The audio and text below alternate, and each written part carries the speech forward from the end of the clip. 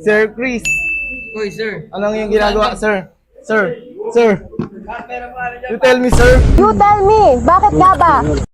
So yun, good day mga kuys. Nandito tayo ulit ngayon sa Tenex Moto Service. So yun, mga gusto pala magpagawa, punta na po kayo dito sa aming shop. Yan, bali, tara, pasok tayo sa loob. Check natin ating mga mekaniko. So, yun o, ito. Ayun yung pinaka-pogi, tsaka to. Osa, anong ginagawa mo, Osa? CVT cleaning and full service throttle body. Yun. Checking ng spark plug. Ayun o, sobrang dumi yun mga kuys ha. Mamaya lilinisin natin maigi yan, par. Ayun yung baba na to. Tangin o. So yun, dito naman tayo kay Sir Chris. Hoy, sir. Anong yung ginagawa, sir? Sir. You tell me, sir. You tell me, bakit nga ba? Uy, Sir Chris, ito na nga. Sir Chris, anong ginagawa mo, Sir Chris? Ito, nagkakabit lang tayo ng brake hose ng TRC. Kasi nagpalit na si bossing ng TRC na caliper. Hindi na kasi sukat yung stock na hose.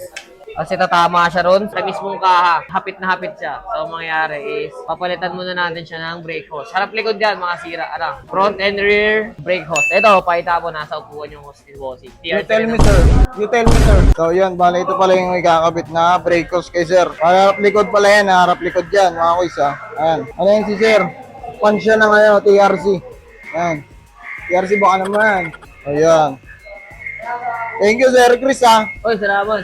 Yun, bali naman tayo kay Brother Rudy yan. Taga Valenzuela. Yo, what's up mga guys? Ayan. Troubleshoot tayo Max V1 na maingay. So, di na natin papaanda rin to kasi nga, gawa nung medyo malakas yung ingay niya, baka may ibang madami na kita. So, kumpisa natin sa taas to. Bali, babalikan natin mamaya si Brad Ian. Troubleshoot niya muna kung saan nanggagaling yung ingay. So, ayan, magsisimula muna siya sa ipababaw. Tsaka, papunta siya sa ilalim. Doon na tayo kay Papa Mark. Ano palang ginagawa mo, Papa Mark? Brake cable yan. So, yun, nagpalit pala si Papa Mark ng brake cable. Ano sa likod? Bali, nagpapalit pala si Papa Mark ng brake cable sa likod. Pamuntang brake shoe. Ayan, ayun gumagawa yung bumaba na to.